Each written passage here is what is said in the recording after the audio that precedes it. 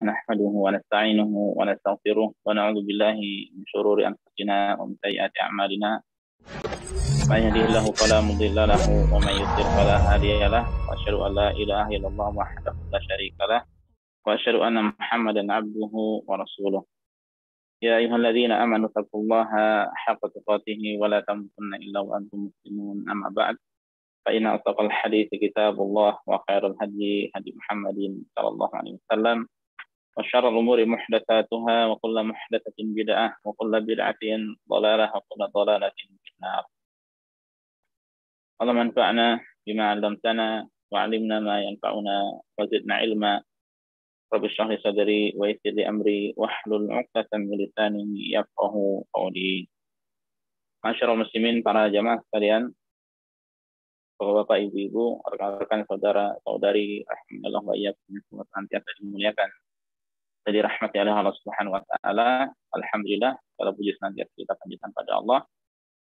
Salawat dan salam pun senantiasa kita sanjungkan pada Nabi dan Rasul kita Nabi Muhammad sallallahu alaihi wasallam. Alhamdulillah, kembali kita dipertemukan oleh Allah pada kajian manasik haji, di mana ini adalah pertemuan ke-12, dan pada pertemuan kali ini insyaallah kita akan membahas tema seputar rukun dan wajib haji. Bagaimana insyaallah akan kita sampaikan secara singkat juga mengenai rukun dan wajib umrah. Pada beberapa pertemuan sebelumnya kita sudah sampaikan syaratnya, yaitu syarat wajib ibadah haji atau syarat-syarat haji. Nah, sekarang ada rukun dan wajib. Kalau syarat itu para jamaah ya, itu adalah dilakukan ya sebelum ibadah, atau keluar atau tidak masuk dalam ibadah. Sedangkan rukun dan wajib itu masuk pada ibadah. Jadi kalau rukun dan wajib haji berarti masuk dalam ibadah haji. Sedangkan syarat-syaratnya itu sebelum pelaksanaannya ya, dan tidak masuk ke ibadah haji. Dan masalah rukun dan wajib haji ini adalah yang paling penting, ya, sesuatu yang paling penting setelah syarat-syaratnya terpenuhi. Ya, jadi rukun, khususnya rukun, maka ini pun harus terpenuhi. Ya, adapun wajib bisa jadi mungkin dalam kondisi tertentu tidak terpenuhi, sehingga wajib seseorang membayar dam ketika tidak menunaikan wajib haji. Dan selain dari rukun dan wajib haji, nanti ada sunnah-sunnah putar haji. Ya, jadi selain dari apa yang disampaikan, nanti ada yang sunnah-sunnah ya, seputar haji. Kalau sunnah berarti ya ditinggalkan, boleh, tidak mengapa.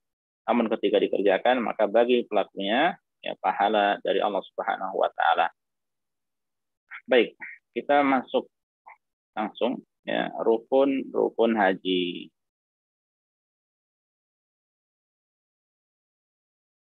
Definisi rukun. Ya, rukun ini bukan bahasa Indonesia rukun tetangga, rukun warga, ya, bukan.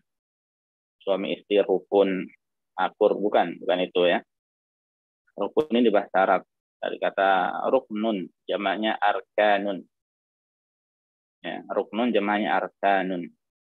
Secara bahasa, ya, kita dilihat di situ. Rukun itu adalah janibus syai' al-aqwa, bagian atau sisi terkuat dari sesuatu. Ya. Kalau rumah-rumah itu ada rukun-rukunnya, yaitu ada tiang-tiangnya, sisi bagian yang terkuat. Sekiranya bagian terkuat tersebut tidak ada, maka tidak ada rumah. Ya, maka rumah itu akan roboh. Itu rukun secara bahasanya. Ada secara istilahnya adalah ma la yaqumu syai'u illa bih. Itu sesuatu yang tidak akan tegak segala hal kecuali dengannya. Ya. Sesuatu ya, yang tidak akan tegak, suatu benda atau sesuatu hal kecuali dengan adanya sesuatu tersebut. Ya, kembali ke sesuatu yang pertama. Nah, jika sesuatu ini ya hilang, ya, maka benda atau sesuatu ya, atau bangunan tidak akan tegak, ya, tidak akan tegak dengannya. Karena apa? Karena tidak ada. Hingga rukun-rukun haji ini menunjukkan sesuatu yang paling penting dalam ibadah haji. Ya, rukun-rukun haji adalah sesuatu yang paling penting dalam ibadah haji. Makanya tidak boleh ditinggalkan, baik sengaja atau lupa. Ya, kiranya ada salah satu atau lebih dari rukun haji tidak ada pada ibadah haji seseorang, ya, maka hajinya tidak sah. Nah, kemudian para jamaah azanillahu wa iyyakum, rukun haji ada 4. Ya. Ada beberapa khilaf dalam masalah ini. Rukun haji ada 4. Pertama adalah ihram, kemudian wukuf di Arafah, kemudian tawaf ifadah atau tawaf haji, dan keempat adalah sa'i haji. Ya. Bagian ada yang menambahkan harus tertib. Ya. Bagian ada yang menambahkan harus tertib. Ya. Dan ini tidak lepas nanti dari khilaf. Bolehkah poin yang keempat ini didahulukan? Ya. Jadi sa'i dulu baru tawaf. Ya, sebagian ulama ada yang berpendapat boleh. Ya. Dan satu-satunya keadaan ya, pada saat haji, yaitu pada tanggal ke-10 Dzulhijjah saja. Ya. Namun umumnya ulama ya, mengatakan tidak boleh harus berurutan. Ya, mengingat memang riwayatnya tidak sahih, ada kelemahan, ya, mendahulukan sa'i baru tawaf. Jadi ini 4 poin ini yang akan kita pelajari setelah rukun. Ya. Ihram, wukuf di Arafah, tawaf, dan sa'i. Ini rukun haji. Kemudian penjelasannya bagaimana? Kita jelaskan satu persatu secara singkat. Ya, kurang lebih sampai satu jam ke depan insya Allah. Pertama adalah ihram. Ya. Ihram yang dimaksud di sini yang sudah kita bahas pada pertemuan sebelumnya waktu itu, ya, ihram dan permasalahan-permasalahan penting seputarannya. Ya. Ihram di sini maksudnya adalah niyatul dukhul fin nusuk, ya, yaitu niat mengerjakan nusuk atau mengerjakan manasik. Kalau haji berarti niat untuk mengerjakan haji. Ini namanya berihram. Orang yang melakukannya namanya muhrim. Nah, ketika dia dalam keadaan berihram baik umrah atau haji, dia dalam keadaan muhrim. Adapun ketika setelah selesai, maka dia dalam keadaan halal. Ya, dia dalam keadaan halal. Baik, siapa yang meninggalkan rukun ini, hakikatnya ia belum masuk ke dalam ibadah haji. Ya. Jadi kalau dia belum mulai dengan niat untuk mengerjakan ibadah haji, ya dia tidak disebut masuk ke dalam ibadah haji. Ya, sehingga ketika ditinggalkan, ya, hajinya tidak sah. Hajinya tidak sah. Rasulullah SAW mengatakan innamal a'malu binniyat. Sesungguhnya amalan itu tergantung pada niatnya. Dan waktu berihram, ya, waktu berihram untuk haji ya, dimulai sejak awal masuknya bulan Syawal. Ya, sejak masuknya bulan Syawal. Jadi sekiranya ada seorang dia mau mengadakan haji qiran, ya, menggabungkan antara haji dan umrah atau haji ifrad, ya, di bulan-bulan haji yang dimulai dari sejak Syawal atau mungkin Dzulqa'dah atau di awal-awal Dzulhijjah, ya, maka dia harus melakukan ini, berihram ini, ya, berihram, ya, berihram. Jadi niat untuk mengerjakan ibadah haji. Adapun ketika seorang haji tamattu, ya, mengerjakan haji tamattu setelah selesai umrahnya, kemudian pada hari tarwiyah atau hari ke-8 dia memulai, ya, berihram untuk hajinya, ya, dengan mengucapkan labbaika hajjan. Yang aku penuhi panggilanmu, ya, untuk menunaikan ibadah haji. Nah, ini arti berihram. Ini rukun, tidak bisa ditinggalkan. Ya. Bagaimana kalau dalam sholat ada istilah takbiratul ihram, takbir yang menjelaskan bahwasanya dia kemudian ya haram melakukan hal-hal yang awalnya dibolehkan di luar sholat. Ya. Adapun kemudian dia salamnya itu menjadikan halal lagi. Yang berbicara awalnya boleh di luar sholat, tapi ketika dalam keadaan sholat, ketika sudah takbiratul ihram tidak boleh berbicara. Ya. Tidak boleh berbicara. Makan di luar sholat boleh. Ketika dalam keadaan sholat makan tidak boleh. Minum dan hal-hal yang lainnya. Nah, kalau di dalam haji namanya ihram, dalam sholat ada istilah takbiratul ihram. Ini yang pertama. Rukun yang pertama yang tidak bisa ditinggalkan. Tidak boleh ditinggalkan. Kemudian yang kedua adalah wukuf di Arafah. Ya, wukuf di Arafah. Ya. Rasul Shallallahu Alaihi Wasallam bersabda, al-hajju Arafah. Ya, haji itu adalah Arafah. Jadi tanpa ada wukuf di Arafah maka tidak akan sah haji seorang. Kemudian Rasul Shallallahu Alaihi Wasallam menjelaskan batas minimalnya dari wukuf di Arafah. Ya, wukuf itu berhenti atau diam di Arafah, ya, untuk berdoa pada Allah Subhanahu Wa Taala. Tapi ada batas minimalnya. Jadi di sini disampaikan manja alailata jam'in qabla tulu'il fajri faqad adrakal hajja. Ya, siapa yang datang ke Arafah, dia sampai di Arafah, ya, sekedar lewat saja di Arafah pada malam mabit di Musdalifah, berarti pada malam ke-10 Zulhijjah, ya, sebelum terbit fajar. Nah, ini sebelum terbit fajar. Kalau sudah terbit fajar, maka sudah selesai waktunya.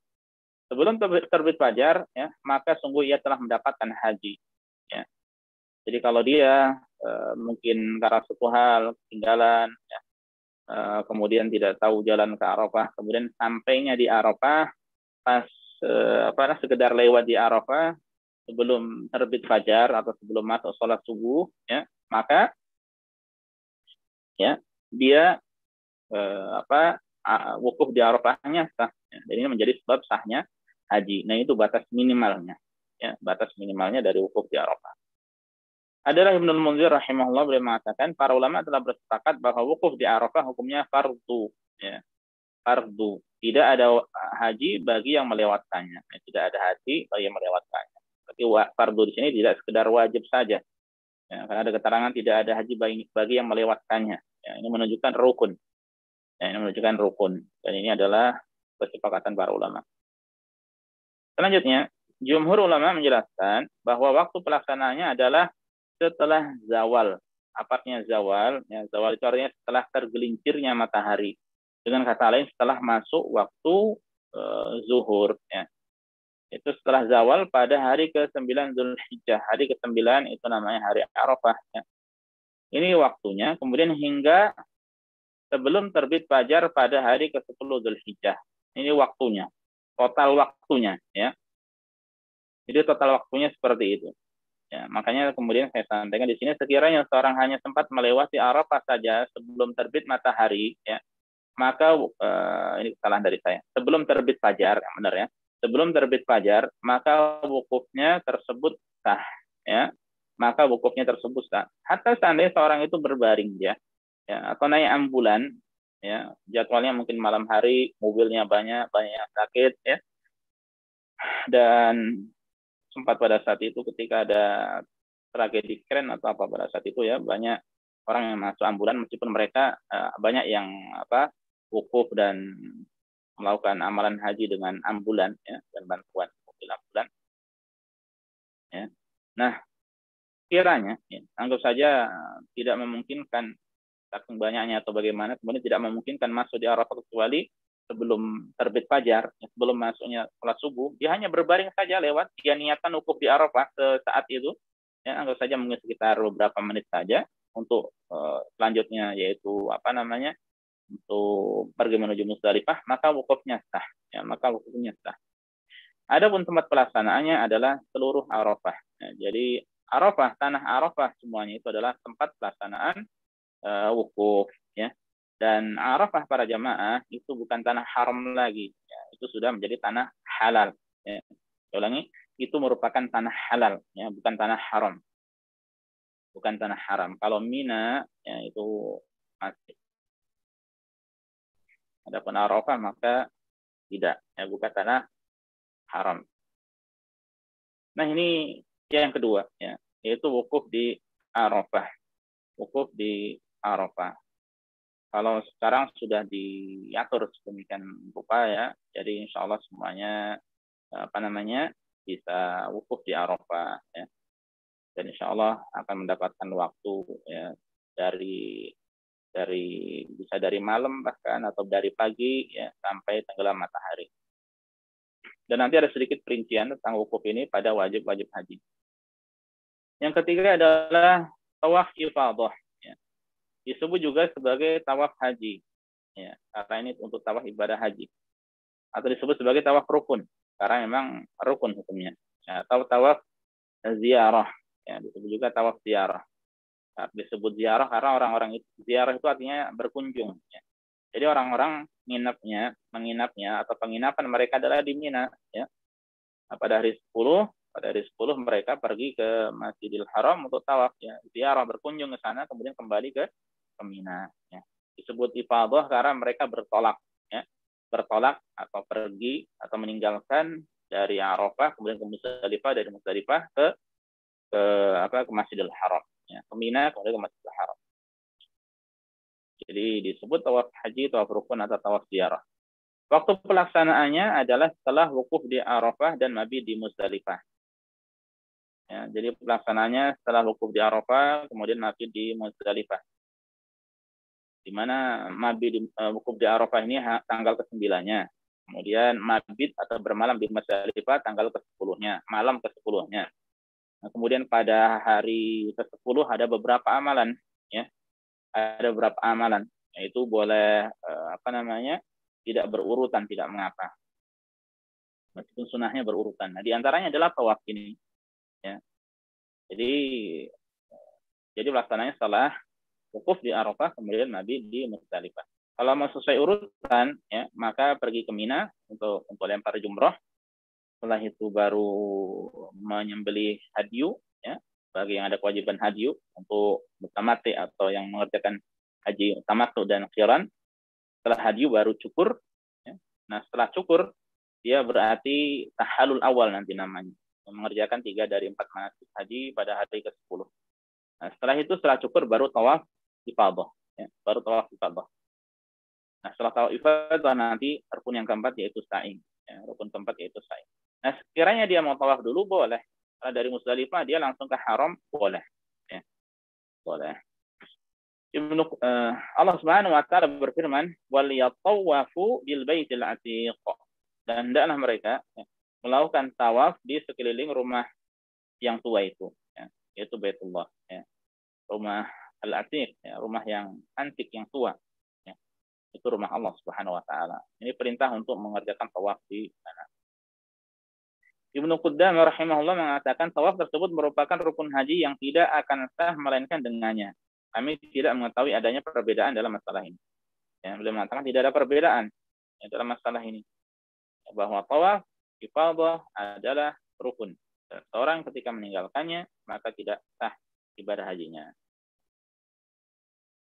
Nah, kemudian berkaitan dengan masalah waktu tawaf haji atau tawaf ifadah ini, ya, ada waktu utama dan ada waktu boleh atau waktu mencukupi.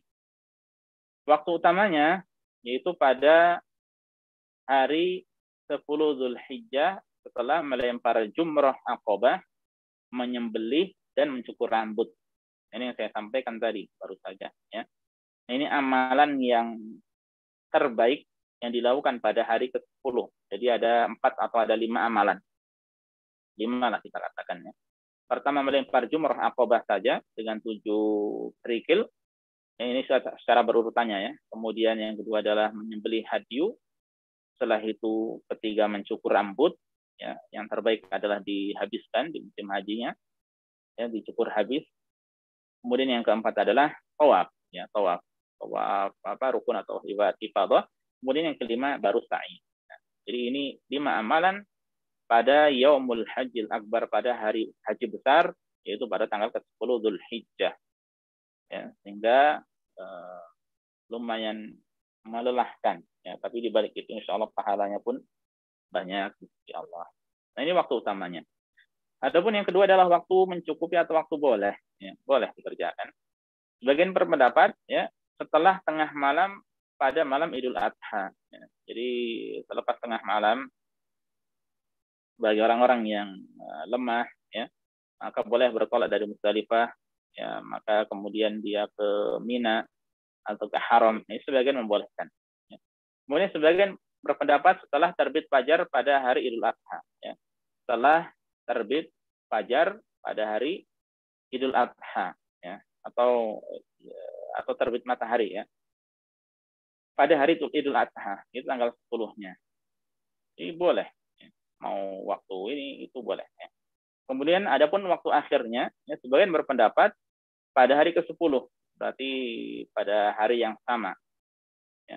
Namun ada juga yang berpendapat pada akhir bulan Dzulhijjah. Jadi kalau emang seperti wanita yang berhalangan, ya, bagaimana? ya, maka ada kelonggaran sampai akhir bulan Zulhijjah. Bahkan ya, banyak ulama yang berpendapat ya tidak ada batasan waktunya. Ya. Mau di bulan-bulan yang lain tidak apa. Hanya saja tentu yang lebih baik adalah disegerakan. Selain daripada itu, apabila tidak diselesaikan tawaf ini, maka dia belum tahallul kedua nanti sekiranya memang amalan-amalan haji yang lainnya sudah diselesaikan. Ya. Nah, ini waktu kebolehannya. Ya. Tapi secara umum orang mengerjakan pada tanggal 10 ya, atau 11 atau boleh diakhirkan. Ya. Coba disimak ya. Ini penting. Karena biasanya sebagian program dari travel itu menggabungkan antara tawaf ifadah dengan tawaf wada, ya. Menggabungkan antara tawaf ifadah dengan tawaf wada. Ya. Nah, sehingga kapan diakhirkan nanti ketika dia hendak meninggalkan al-haram. Ya, ketika dia akan meninggalkan al-haram, dia tawaf, niatnya tawaf ifadah plus tawaf wada, ya. Sebagian ulama mengatakan boleh juga dia niatkan khusus buat tawaf ifadah, ya. Karena setelah itu dia mau meninggalkan, maka dia itu berarti tawaf terakhir, tawaf perpisahan. Nah, setelah itu kemudian baru nanti melakukan poin yang keempat itu sa'i. Ya. Jadi sekali lagi, tawaf ifadah ini boleh dikerjakan pada tanggal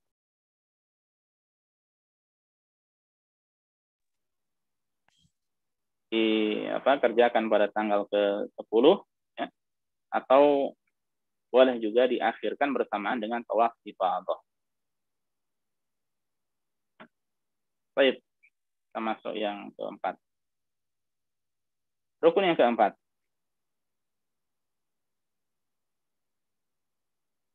Adalah sa'i.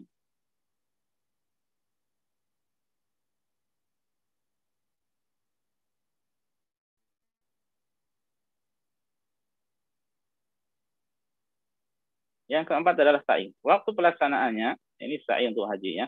Waktu pelaksanaannya adalah setelah tawaf ifadah. Ya.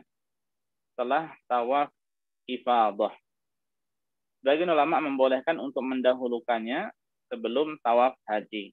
Ya. Ada yang mengatakan boleh sa'i dulu baru tawaf. Dan ini merupakan satu-satunya pengecualian dibolehkannya didahulukan sa'i sebelum tawaf. Ya, sekiranya memang itu pendapat kuat. Ya. Namun wallahu a'lam ya, hal ini berdasarkan pada hadis yang tidak sahih ya. Berdasarkan pada hadis yang tidak sahih. Di mana pada hari ke-10 itu dengan 5 amalan tadi ya.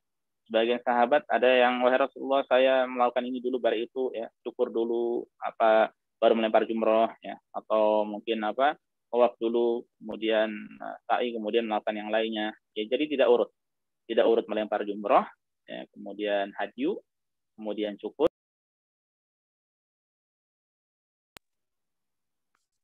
kemudian tawaf, kemudian sa'i. Ya, jadi tidak berurutan. Nah, Nah, ini yang berurutan bagus. Sekiranya tidak berurutan maka boleh, tidak mengapa. Nah, sebagian ulama ada yang membolehkan juga sa'i dulu baru tawaf. Ya, namun riwayat ini sekali lagi adalah tidak sahih. Wallahu ta'ala alam. Dan yang selamatnya adalah tawaf dulu baru sa'i. Ya. Karena ini merupakan kaidah secara asal tidak ada sa'i kecuali didahulu dengan tawaf. Ya. Tidak ada sa'i kecuali didahulu dengan tawaf. Ya. Kemudian ya, berkaitan dengan masalah ini Rasulullah Shallallahu Alaihi Wasallam mengatakan is'au, kerjakanlah sa'i oleh kalian. Fa inna Allah kataba alaikumus sa'ya. Karena sesungguhnya Allah mewajibkan atas kalian sa'i. Ya, karena Allah mewajibkan atas kalian sa'i. Yang menunjukkan bahwasanya ini adalah sesuatu yang wajib. Dan yang lebih jelas lagi, ya, ini ada keterangan dari Aisyah radhiyallahu anha yang mengatakan, "Ma atamallahu hajjam ri'in wala umratahu ma lam yatuf bainal Safa wal Marwah." Ya. Allah tidak menyempurnakan haji dan umrah seorang ya, selama ia belum mengerjakan tawaf antara Safa dan Marwah. Ya, jadi tidak bisa ditinggalkan, tidak sempurna haji, ya, tidak sah. Ya. Demikian pula umrah, ya, tidak sah jika meninggalkan tawaf antara Safa dan Marwah. Ya, maka itu dari sini kita tahu bahwasanya dan tawaf, maksudnya tawaf antara Safa dan Marwah ini adalah sa'i ya. Di beberapa hadis dengan istilah tawaf di beberapa hadis yang lainnya dengan istilah sa'i, ya. Jadi jangan terkecoh antara tawaf di sekeliling Ka'bah dengan tawaf antara Safa dan Marwah. Ini maksudnya adalah sa'i. Karena tawaf itu sa'i itu apa namanya? Tawaf itu berkeliling, ya, di sekitar apa namanya? Di sekeliling Ka'bah itu tawaf, ya, di sekeliling Safa dan Marwah juga disebut sebagai tawaf, ya. Namun sering memang kita ketahui dengan istilah sa'i. Nah, ini 4 rukun haji, ya. Ini 4 rukun haji. Kemudian kita membahas wajib haji. Ya, pembahasannya simpel insya-Allah, ya, tidak lama insya-Allah. Selanjutnya adalah definisi haji, ya, definisi wajib. Dan sebelum saya sampaikan buat teman-teman yang mungkin ada pemahaman apa namanya sebagian dari pembahasan seputar haji yang belum komplit, ya ini wajar karena kita belum masuk secara praktek ataupun secara langsung, ya, amalan dari awal sampai akhir, dari yang rukun, kemudian wajib, kemudian sunnah, ya, dari awal hari sampai akhir hari, ya. Tidak demikian. Nah, kalau sekiranya kita ambil itu semuanya nanti, terus tata caranya dengan lengkap, baru kita akan paham. Ya, pemahaman sekarang yang kita sampaikan adalah masih lompat-lompat, ya.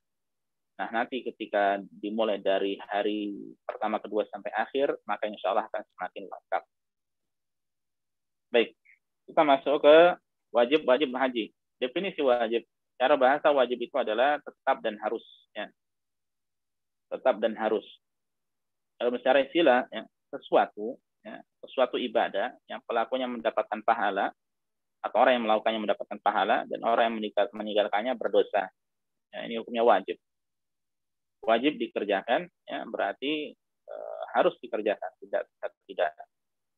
Meskipun nanti ada wajib ain, ya, wajib bagi setiap muslim, ada yang wajib kifayah, ya, bagi sebagian orang yang mencukupi.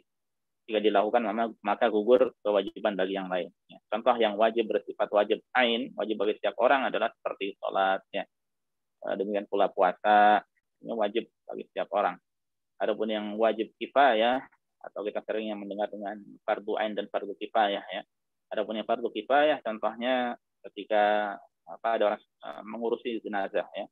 Ketika seorang meninggal dunia, maka ketika sebagian sudah mengurusi jenazahnya, dari memandikan, kemudian mengkafani, mensolatkan, dan menguburkan, ya. Ketika sebagian orang melakukan, maka gugur kewajiban bagi yang lainnya. Ketika tidak ada yang melakukan, maka mereka semuanya berdosa.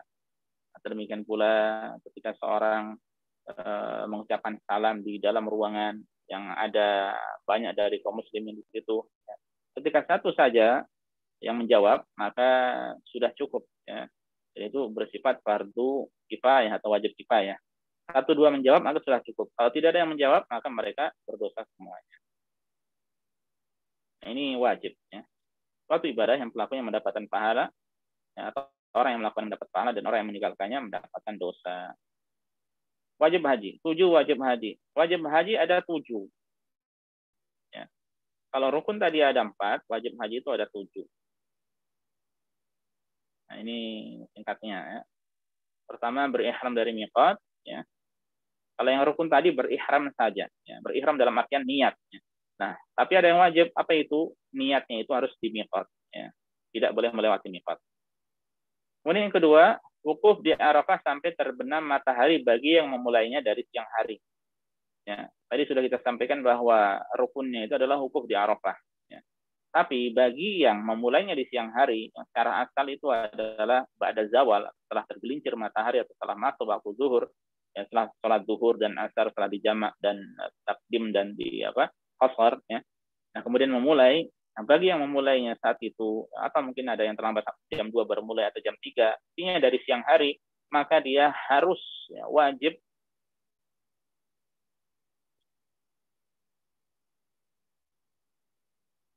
ya, maka dia wajib mengerjakannya sampai tenggelam matahari. Sampai tenggelam matahari.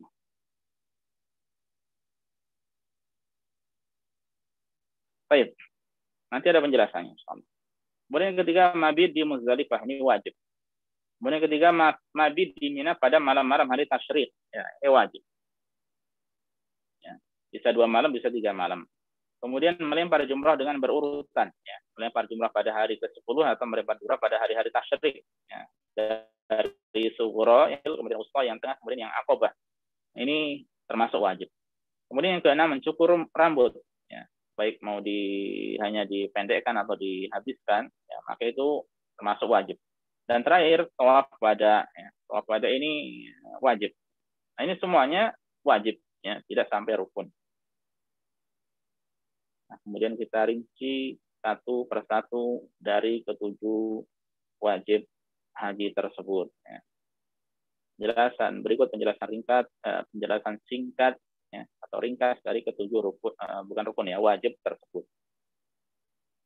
Baik, yang pertama, berihram dari miqat. Ya, gitu, ini sudah kita pelajari sebelumnya, ya, berkaitan dengan masalah miqat. Ya, Rasulullah SAW mengatakan, hunna lahunna waliman ata alaihinna min ghairihinna mimman arada al-hajja wal umrah. Tempat-tempat tersebut, itu miqat-miqat tersebut yang kita tahu ada 5, ya. Dzulhulaifah bagi penduduk kota Madinah, Juhfah bagi penduduk kota Syam, kemudian Qarnul Manazil atau Tel Kabir bagi penduduk kota Najd, termasuk Syarqiyah kita di sini. Ya, kemudian ada Yalamlam bagi penduduk kota Yaman atau orang yang datang dari arah sana, dan terakhir adalah Dzatu Irqin bagi mereka yang datang dari Irak, ya. Atau masing-masing dari mereka yang datang dari arah dari kelima miqat tersebut, ya.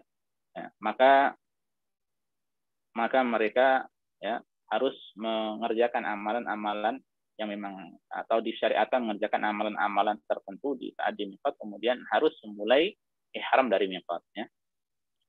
Baik, kita ulangi, tempat-tempat tersebut, itu miqat-miqat tersebut sebagai miqat bagi penduduknya dan bagi orang, ya, dari negeri lain yang datang melalui jalur tersebut yang ingin melaksanakan haji dan umrah, ya. Yang ingin, ya, bagi yang ingin. Makanya sudah kita sampaikan, sekiranya orang sekedar ingin sholat, tidak mengerjakan umrah atau haji, apakah harus berihram? Tidak. Ya, tidak ada kewajiban berihram. Kecuali kalau memang dia itu adalah kesempatan pertamanya dan dia belum umrah, ya, belum umrah atau belum haji. Sementara memungkinkan baginya untuk melakukan umrah atau haji, maka harus, ya, harus dikerjakan umrah atau haji. Nah, itu sebagai miqat, ya, sebagai miqat. Dan disitulah seorang berihram, ya, sebagai tempat untuk berihram. Jadi berihram dari miqat. Ini ketika orang datangnya itu dari luar. Kalau sekiranya seorang sudah berada di Mekkah, ya, atau dari penduduk kota Mekkah, ya, atau mungkin orang yang orang yang mukim, para ekspatriat di Mekkah dari Indonesia dan negara-negara yang lainnya yang tinggal di sana, ya, maka untuk haji, ya, untuk haji tidak ada kewajiban keluar ke tanah halal, apalagi sampai keluar ke miqat. Ya, maka cukup di tempatnya.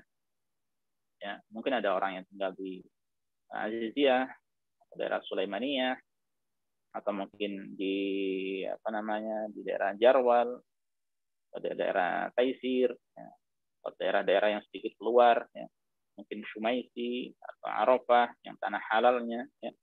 Maka sudah dari situ masing-masing, ya, maka dari situ tidak harus keluar ke miqat. Nah, itu kalau untuk ibadah haji yang memang orang sudah ada di sana. Adapun kalau yang dari luar, ya harus melewati miqat sehingga harus mengambil ihram di miqat. Nah, ini wajib hukumnya. Makanya ketika seorang masuk tanpa berihram di miqat, ya, maka dia harus kembali. Kalau tidak kembali, maka dia harus membayar dam, ya, harus membayar dam. Baik, ini yang pertama. Yang kedua, wajib haji yang kedua yaitu wukuf di Arafah sampai terbenam matahari bagi orang yang memulainya dari siang hari, itu memulai wukuf dari siang hari. Sebab Nabi Shallallahu Alaihi Wasallam tidak bertolak dari Arafah menuju Muzdalifah melainkan setelah tenggelam matahari. Ya. Jadi setelah benar-benar tenggelam baru beliau meninggalkan Arafah. Beliau juga tidak memberikan keringanan kepada seorang pun untuk meninggalkan Arafah sebelum terbenam matahari. Ya. Jadi tidak ada keringanan, ya, sampai sebelum tenggelam matahari itu tidak boleh, kamu boleh keluar dulu, tidak, ya. Ya. Dan ini faedahnya, ya, hal ini untuk menyelisih orang-orang jahiliyah yang meninggalkan Arafah sebelum tenggelam matahari. Mereka punya manasik-manasik tertentu yang kemudian ketika datang Islam, ya, syariat haji atau syariat umroh, ya, maka hal-hal yang dilakukan oleh mereka diselisih oleh Islam, ya, diselisih oleh Islam. Nah, ini yang kedua, ya. Jadi sekali lagi bagi yang mulainya ba'da zuhur tadi, ya, tidak boleh bertolak kecuali sampai tenggelam matahari. Kalau di hari-hari biasa, ya, khususnya untuk jamaah haji lokal yang mereka mengendarai kereta di Armina, ya, Arafah, Mina, kemudian Musdalifah, maka biasanya mereka sudah diperintahkan untuk keluar dari pondokan, yang kemudian nanti di luar ngantri, ya, ngantri untuk menuju ke kereta itu, ke apa namanya kita katakan, ke stasiun kereta, ya. Ada Arafah 1, ada Arafah 2, ada Arafah 3. Kemudian menuju nanti ada Musdalifah 1, 2, 3. Kemudian Mina juga ada Mina 1, ada Mina 2, ada Mina 3. Nah, ya. Nah, kalau matahari kemudian benar-benar tenggelam, yang mereka awalnya ngantri itu, ya, kemudian akhirnya keretanya baru bertolak menuju Musdalifah. Nah, ini para jamaah sekalian, azanillahu wa iyyakum, untuk wukuf di Arafah, ya, sampai tenggelam matahari, ya, hukumnya wajib. Ya, tidak boleh keluar dari Arafah sebelum tenggelam matahari. Ya. Kemudian yang ketiga,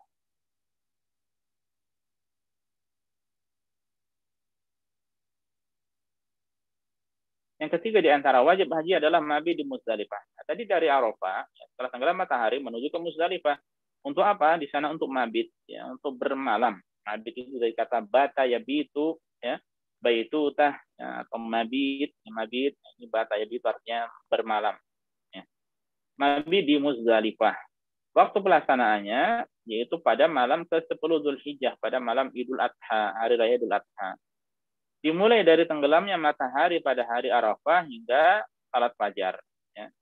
Dan seluruh tempat di Musdalifah itu adalah tempat untuk mabit. Selama itu adalah Musdalifah, maka boleh untuk mabit di situ, ya. Allah Subhanahu wa taala berfirman, "Fa idza afadtum min Arafatin fadhkurullaha 'indal masy'aril haram." Maka apabila kamu telah bertolak dari Arafah, berzikirlah kepada Allah di Masy'aril Haram, yaitu di Musdalifah. Jadi kegiatan orang di Musdalifah itu banyak-banyak berzikir saja, ya. Subhanallah walhamdulillah wala ilaha illallah Allahu akbar. Makanya ketika ba'da tenggelam matahari, mereka kemudian pergi ke Musdalifah, ya, sampai di Musdalifah, kemudian salat. Salat apa itu? Salat Maghrib dan Isya, ya, jamak takhir. Jamak di qasar. Setelah itu mungkin mau bersih atau makan atau apa, setelah beres-beres, apa yang dilakukan? Tidur, istirahat. Ya, istirahat. Orang mau cari kerikil pun boleh di situ juga. Buat apa? 7 butir untuk 7 kerikil untuk melempar jumrah Aqabah pada hari ke-10 besoknya. Nah, tidur, istirahat. Nah, kemudian pada pagi harinya, ya, setelah sholat, maka banyak-banyak berzikir pada Allah Subhanahu wa taala. Fadhkurullah, maka berzikirlah pada Allah indal masyaril haram, yaitu di masyaril haram, yakni Musdalifah. Nah, jadi mereka memperbanyak zikir pada Allah. Subhanallah walhamdulillah wala ilaha illallah wallahu akbar la haula wala quwata illa billah, ya, perbanyak hingga sampai, ya, benar-benar terang, ya, sebelum matahari terbit baru mereka bertolak menuju ke Mina, ya, untuk melempar jumrah. Nabi SAW memberikan keringanan bagi orang-orang yang lemah untuk bertolak menuju Mina setelah tengah malam, ya. Adapun orang kalau sakit, ya, mereka lemah atau mungkin mereka mengenakan kursi roda, ya, maka boleh setelah tengah malam, ya, atau di akhir malam mereka boleh pergi menuju ke Mina. Ya, keringanan ini menunjukkan bahwa amalan tersebut hukumnya wajib, ya. Jadi kalau ada keringanan berarti ini menunjukkan hal tersebut hukumnya wajib. Kalau sunnah, ya, tidak ada keringanan lagi, karena sunnah sudah boleh dilakukan, boleh ditinggalkan, ya, boleh dilakukan, boleh ditinggalkan, itu kalau sunnah. Nah, ini untuk yang ketiga, ya, wajib haji yang ketiga yaitu mabit di Musdalifah, ya, mabit di Musdalifah. Dan sekedar gambaran, ya, kemungkinan dengan jumlah tahun ini juga ya, dengan jumlah jamaah haji yang tidak seperti 2 tahun sebelumnya di masa normal, maka kemungkinan mabit di Musdalifah nanti semuanya dengan tenda yang sama. Jadi tendanya itu atapnya langit ya. Jadi hanya sekedar pagar saja ya, kemudian ada pemisah antara laki-laki dan perempuan, itu saja. Karena hanya bermalam di sana kemudian lewat ya. Dan insya Allah tidak ada hujan insya Allah ya. Biasanya kalau hujan itu malam-malam sebelum ke Arafah ya. Hujan deras bahkan Masya Allah. Nah, kemudian apa? Setelah itu, dan sepertinya beberapa tahun terakhir ini, maka ya di musim haji yang secara asalnya adalah musim panas, ya, tapi sering hujan, Masya Allah. Ya, sering sekali hujan. Ya, itu nikmat dari Allah Subhanahu Wa Taala. Terkadang juga anginnya lumayan kencang di sana ya. Terlepas dari itu, insya Allah aman, ya. Insya Allah aman dan insya Allah nyaman. Ya, meskipun beratapkan langit, tapi nyaman. Pengalaman yang untuk terulang kedua, ketiga kali itu amat sulit. Ya. Kecuali memang rezeki dari Allah Subhanahu Wa Taala. Baik, kita lanjut poin yang keempat. Poin yang keempat, di antara wajib haji adalah mabit di Mina pada malam-malam hari tasyrik. Ya. Jadi kiranya tanggal 10 udah beres amalannya dari yang saya sebutkan tadi. Dari melempar jumroh, kemudian menyembelih hadyu, ya, kemudian cukur, kemudian tawaf haji, kemudian sa'i haji. Nah, 5 poin ini sudah selesai. Maka apa kegiatannya? Ya, kegiatan orang yang berhaji adalah bermalam ya, atau mabit di Mina pada malam-malam hari tasyrik. Nah, kegiatannya berzikir, mengaji. Ya. Nah, di sini biasanya kalau di hari-hari yang normal, sekarang banyak ustadz-ustadz atau teman-teman yang ikut berhaji juga dari Indonesia diundang ke pondokan ya untuk mengisi kajian. Dengan kata lain akan ada banyak kajian di situ ya, sehari sekali atau lebih. Ya. Tergantung pembimbing, ya, tergantung keadaan juga. Allah Subhanahu wa taala berfirman, "Wadhkurullaha fi ayyamin ma'dudat." Faman ta'ajjala fi yawmaini fala itsma 'alaihi wa man ta'akhkhara fala itsma 'alaihi liman ittaqa. Dan berzikirlah dengan menyebut Allah dalam beberapa hari yang berbilang. Itu di hari-hari tasyrik ya. Tetap itu adalah hari-hari memperbanyak zikir pada Allah. Makanya Rasulullah SAW menjelaskan bahwasanya ayyamu tasyrik, hari-hari tasyrik adalah ayyamu aklin wa syurbin wa dzikrillah, adalah hari-hari makan, minum dan zikir, banyak-banyak zikir pada Allah Subhanahu wa taala. Baik. Kemudian faman ta'ajjala fi yaumaini, siapa yang ingin cepat berangkat dari Mina sudah 2 hari, dia akan mengambil nafar awal. Fala isma alaihi, maka tiada dosa baginya. Jadi kalau seorang mau tanggal 12 Dzulhijjah itu ingin keluar dari Mina, maka dia harus keluar sebelum matahari tenggelam ya.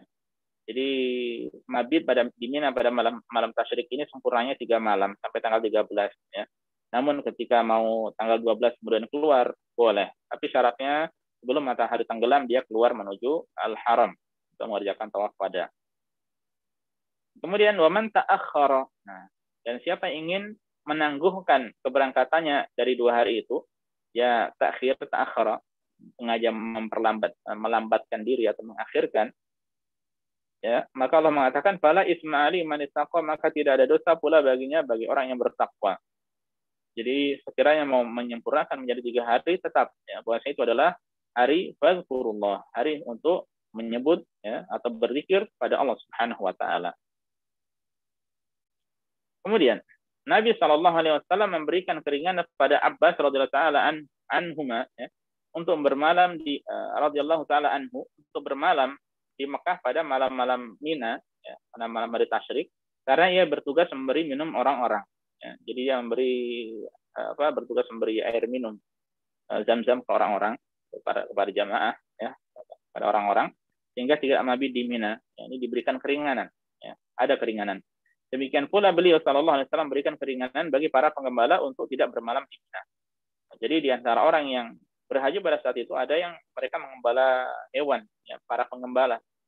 Ya, kemudian tentu saja mereka bertanggung jawab untuk menjaga gembalanya, hewan gembalanya, ya, sehingga mereka tidak bermalam di Mina. Maka ini ada keringanan, ya. Nah, demikian pula di zaman sekarang ini, ya, para ulama menjelaskan termasuk orang-orang yang sakit, yang tidak mungkin bermalam di Mina, tapi bermalam di rumah sakit, entah di Aziziyah atau di mana pusat kesehatan, atau demikian pula mereka yang sebagai mungkin security, keamanan yang berhaji, ya, sehingga butuh berkeliling ke sana kemari, maka boleh juga ada keringanan, ya, karena mereka menjaga keamanan, ya, dan itu untuk kemaslahatan bersama. Jadi boleh. Nah, keringanan ini menunjukkan bahwa ibadah tersebut, yaitu mabit di Mina, hukumnya wajib. Ya, jadi ada keringanan. Kalau seandainya sunnah, ya tidak perlu keringanan, karena boleh meninggalkan secara asalnya. Ya. Sunnah boleh dikerjakan, boleh dilakukan. Tapi ketika dilakukan, maka dia mendapatkan pahala. Ketika ditinggalkan, tidak mengapa. Nah, adanya keringanan, atau bahasa Arabnya ada rukhsah, ya. Ada rukhsah ini menunjukkan bahwa ibadah tersebut asalnya adalah wajib. Ya. Ibadah tersebut asalnya adalah wajib. Nah, itu poin yang keempat, mabit di Mina pada hari-hari tasyrik. Ya. Kemudian, poin yang kelima, melempar jumrah dengan berurutan. Dan melempar jumrah ini yang wajib ini ada 2 poin. Ya. Pertama yaitu jumrah Aqabah sebelum zawal pada tanggal 10 Dzulhijjah. Nah, tadi setelah mabit di Arafah, setelah mabit di Muzdalifah, kemudian pagi hari setelah ketika hari sudah terang sebelum matahari terbit, jamaah menuju ke Mina, ya, ke Mina, ke Jamarat. Ya, sebagian travel ada yang meminta setelah sholat langsung, ya. Bahkan ada yang sebelum sholat diminta untuk jalan. Nah, ini kan sebelum sholat subuh bagaimana sholatnya, ada kerepotan. Ya, makanya seringnya kita yang minta izin kepada ketua rombongan, pada pihak travel, kita nanti berangkat pada sholat. Dan kereta nanti semuanya menuju ke Mina, jadi gampang menuju ke sana, insya Allah mudah. Ya, setelah sholat subuh, ya, kalau memang bisa diakhirkan, itu yang sesuai dengan tuntunan. Setelah sholat subuh, ya, zikir dulu, terus kemudian memperbanyak zikir pada Allah Subhanahu Wa Taala sampai terang sebelum matahari terbit, baru menuju ke Mina. Ya, dan nanti banyak orang-orang juga di situ. Ya, dan dan stasiun kereta pun kalau di hari-hari normal terus ada, ya. Hanya saja ya, info yang masuk ke kami ketika kita insya Allah pun sudah pada tahu, untuk tahun ini tidak ada kereta, ya, tidak menggunakan transportasi kereta, ya. Mungkin dengan bis sekarang memang jumlahnya yang sedikit, ya, atau yang dibanding haji-haji sebelumnya lebih sedikit dari waktu-waktu normal. Wallahu a'lam. Nah, kita ulangi, ya, waktunya yaitu pada hari raya setelah sampai di Mina hingga terbit matahari pada hari ke-11 Dzulhijjah. Nah, tadi sudah disampaikan setelah mabit di Muzdalifah kemudian ke Mina untuk apa? Melempar jumrah tadi. Jumrah apa? Jumrah Aqabah. Jumrah Aqabah itu yang paling akhir. Ya, yang paling akhir. Melempar banyak 7 lemparan, Allahu Akbar, Allahu Akbar, dan seterusnya. Dan untuk perincian masing-masing tata caranya atau sifat ibadah masing-masingnya akan datang penjelasannya insya Allah, ya, tidak pada kesempatan sekarang. Kemudian bagi yang berangkat ke Mina pada akhir malam karena adanya uzur, ya, bagi orang-orang yang lemah, ya, setelah tengah malam atau sebelum atau di akhir malam kemudian dari Muzdalifah mereka bertolak menuju Mina, ya, maka ia boleh melempar jumrah saat tiba di sana sekalipun waktu fajar belum tiba. Meskipun masih malam, ya, maka boleh melempar. Meskipun memang sebagian ulama mengharuskan setelah terbit matahari. Ya, tapi sekiranya mengharuskan setelah terbit matahari, lalu apa faedah mereka itu diberikan keringanan untuk pergi atau bertolak ke sana? Ya, kalau hanya kemudian sampai di sana untuk menunggu, ya. Maka itu ulama mengatakan, insya Allah ini yang benar, kesampaian di sana boleh langsung melempar jumrah. Nah, ini yang pertama. Kemudian jumrah yang kedua adalah melempar jumrah sughra yang kecil, wusta yang tengah, kemudian ini Aqabah yang paling besar atau kubra setelah zawal, setelah tergelincir matahari di hari-hari tasyrik. Ya. Jadi setelah zawal banyak kesalahan dari kaum muslimin termasuk jamaah haji dari Indonesia melemparnya itu pada pagi hari, ya, pada pagi hari setelah terbit matahari, apa mungkin waktu duha, ya. Ini kesalahan, ya, padahal yang sesuai dengan tuntunan Rasulullah Shallallahu Alaihi Wasallam setelah zawal. Yang sangat disayangkan sebagian jamaah haji yang dari lokal sini, dari Indonesia, ada yang ikut-ikutan seperti ini. Ya. Ya, tugas kita hanya menyampaikan, ya, terima tidak terima, maka sudah selesai. Ya. Hanya saja ketika kita berhaji tidak sesuai dengan tuntunan Rasulullah SAW, dikhawatirkan apa? Tidak akan diterima oleh Allah Subhanahu Wa Taala. Jadi yang paling aman, nyaman, tentram, ya, mendatangkan ketenangan di dalam hati adalah mengerjakan ibadah haji sesuai dengan tuntunan Rasulullah Shallallahu Alaihi Wasallam. Kemudian waktunya adalah setelah zawal, ya, hingga terbit fajar pada hari selanjutnya. Ya, ketika hari tanggal ke-11, ya, maka waktunya setelah zawal, setelah gelincir matahari, atau dengan kata lain setelah masuk waktu zuhur, ya, sampai besok pagi, ya, sebelum terbit fajar pada hari selanjutnya. Ya, kecuali di hari 13, ya. Kecuali pada hari ke-13, maka waktunya hingga tenggelam matahari. Ya, karena sebelum itu harus bertolak atau mereka akan bertolak menuju ke Makkah untuk mengadakan tawaf ifadah bagi yang akan meninggalkan Masjidil Haram. Tawaf wada, ya. Bukan tawaf ifadah, tawaf wada atau tawaf perpisahan bagi yang tidak meninggalkan Masjidil Haram. Baik. Ini yang kelima, melempar jumrah. Ya. Kemudian yang keenam, mencukur rambut. Mencukur rambut. Waktu pelaksanaannya adalah pada hari Waktu pelaksananya adalah pada hari 10 Zulhijjah. Ya, ini bukan 100 ya, 10 Zulhijjah. Setelah bertolak dari Musdalifah. Ya, setelah dari Musdalifah. Bagi laki-laki yang terbaik adalah dicukur habis, ya, dipelontos, dibotak, ya. Sedangkan wanita cukup dipotong seruas jari. Jadi dikumpulkan rambutnya, kemudian kurang lebih seruas jari, ya, kemudian dipotong. Maka itu cukur, ya. Nah, kalau mau sesuai dengan tuntunan yang terbaiknya, atau saya ulangi, adapun tata cara yang terbaiknya adalah sesuai urutannya adalah melempar jumroh dulu, kemudian menyembelih hadiu, ya, menyembelih hadiu dulu bagi yang tamattu dan qiran. Ya. Adapun yang bagi ifrat langsung cukur, ya, setelah melempar jumroh. Nah, ini untuk mencukur rambut, ya. Baik dirapikan, ya, diambil seluruhan atau digundul habis. Dan yang terakhir dari wajib haji adalah tawaf wada, ya. Tawaf wada hukumnya wajib. Namun ada keringanan bagi wanita yang haid dan nifas, ya, atau nifas untuk tidak mengerjakannya. Ada sebuah riwayat dari Ibnu Abbas radhiyallahu anhuma, beliau berkata, "Umiran nas wa an yakuna akhiru ahdihim bil bait illa annahu khuffifa 'anil haidhi." Orang-orang yang diperintahkan untuk mengerjakan tawaf pada akhir manasik mereka. Namun ada keringanan bagi wanita haid untuk tidak melakukannya. Demikian pula wanita yang nifas, ya. Maka ada keringanan. Dan semua ini para jamaah azanillahu wa iyyakum terulangi beberapa kali untuk tawaf, demikian pula terulangi beberapa kali untuk sa'i, ya. Maka tata caranya sama seperti kita tawaf atau sa'i untuk umrah, ya. Untuk tawaf 7 putaran dengan tata cara yang sama, dimulai dari Hajar Aswad kembali sampai Hajar Aswad lagi, zikirnya juga kurang lebih zikirnya juga sama, boleh doa, boleh zikir, boleh baca Al-Qur'an.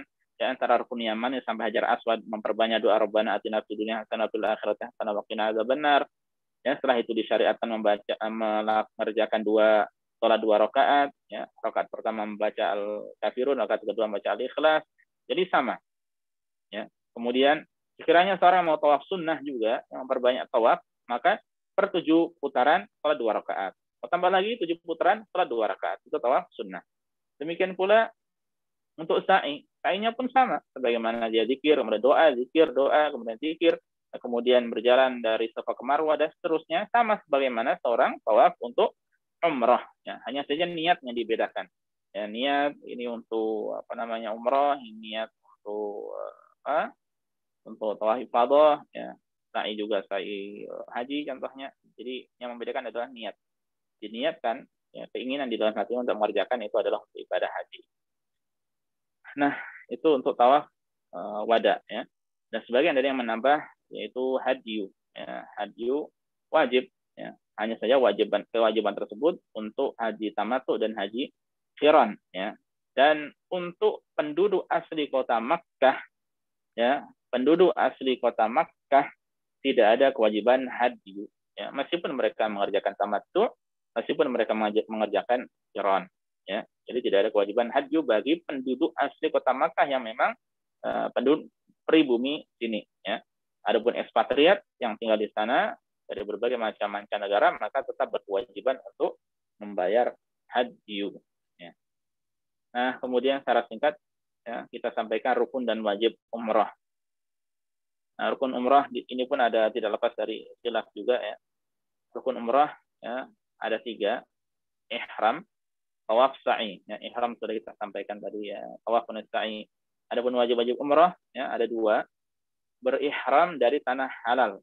Ini maksudnya bagi yang tinggal di haram, ya. Bagi yang awalnya di haram, kemudian maka dia harus keluar ke tanah halal, tidak harus ke miqat. Tapi yang dari luar, ya, maka berihramnya dari miqat. Dan yang terakhir adalah mencukur rambut, ya, mencukur rambut. Sebagian ada yang memasukkan mencukur rambut termasuk rukun, ya. Tata caranya sama, ya, kurang lebih tata caranya sama. Nah, lalu terakhir para jamaah, perbedaan antara rukun dan wajib haji, ya.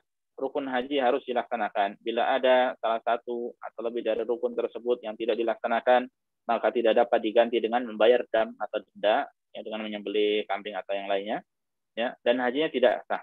Jadi kalau rukun ditinggalkan, seorang tidak ihram, seorang tidak tawaf ifadah, seorang tidak sa'i, seorang tidak wukuf di Arafah, atau tidak melakukan 4-4-nya, ya tidak ada haji dan tidak bisa diganti dengan dam.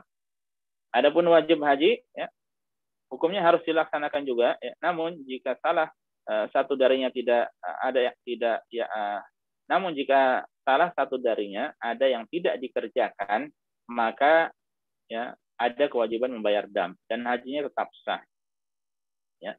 Maka hajinya tetap sah. Ini kalau wajib haji. Contohnya orang tidak berihram dari miqat, ya, atau tidak, atau meninggalkan tawaf wada, ya, atau tidak tidak mabit di Muzdalifah, ya, atau tidak mengerjakan wajib-wajib haji yang lainnya, ya, maka dia ada berkewajiban untuk membayar dam dan hajinya tetap sah. Wallahu taala alam.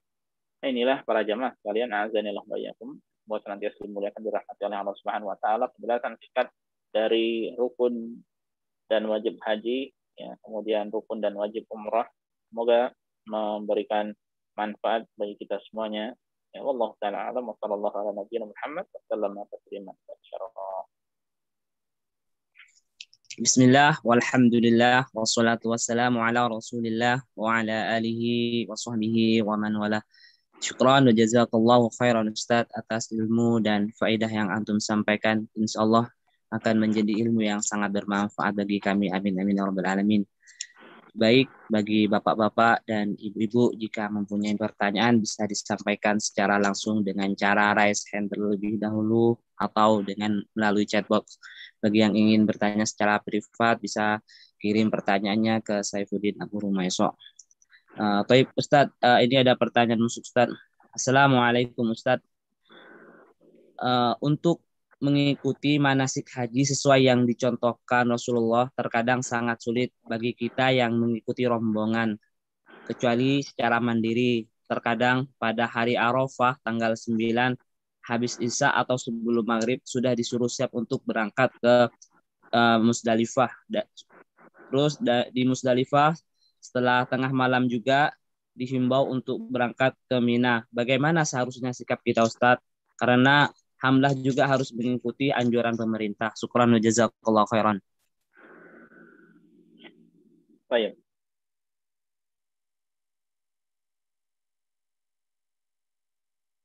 Waalaikumsalam warahmatullahi wabarakatuh. Barakallahu fikum. Ya, jazakumullah khair pertanyaannya. Jadi penjelasannya, apabila kita memang tidak bisa melakukan secara lengkap, ya, selama itu tidak sampai meninggalkan rukun atau meninggalkan wajib, ya, maka tidak mengapa. Ya. Jadi tidak merubah status haji dan insya Allah tetap sah. Ya. Kasih contoh seperti ketika seorang tidak tawaf kudum, ya, bagi orang yang qiran atau yang ifrad, ya.